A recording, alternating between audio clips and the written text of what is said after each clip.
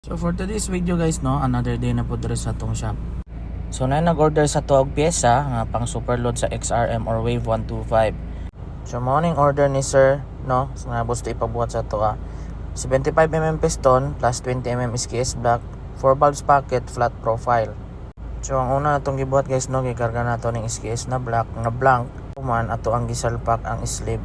Gihiting daan bago gitawad ang sleeve. Pagkahuman ani guys, gibalik na to sa machine para ma-rebore.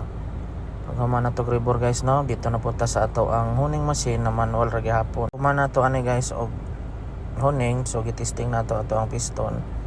Nang dili siya hugot, dili pud siya luag. Sakto lang. So muna nang iyang finish na pagkatrabaho. So kani guys, human na siya rebore, finish na tong block.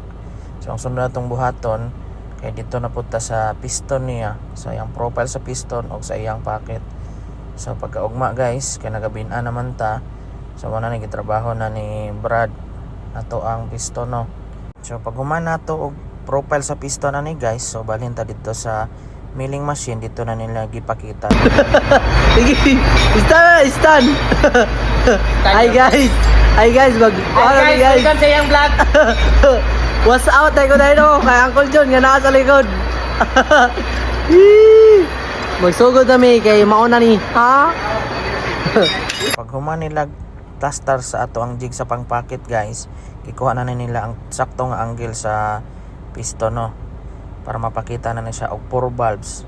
Para masakto gyud sa order sa customer nga 4 valves, no, ilahag yun ning gisaktog sukat ang mga kalawmon o kadak-on sa packet nga gi-request sa atong customer. So mao na ni ang iyang finish, no, sa ato ang pag-profile sa piston o sa pag-packet. So mao na ning order ni sir, 75mm na SKS block, naka 4 valve flat ang piston.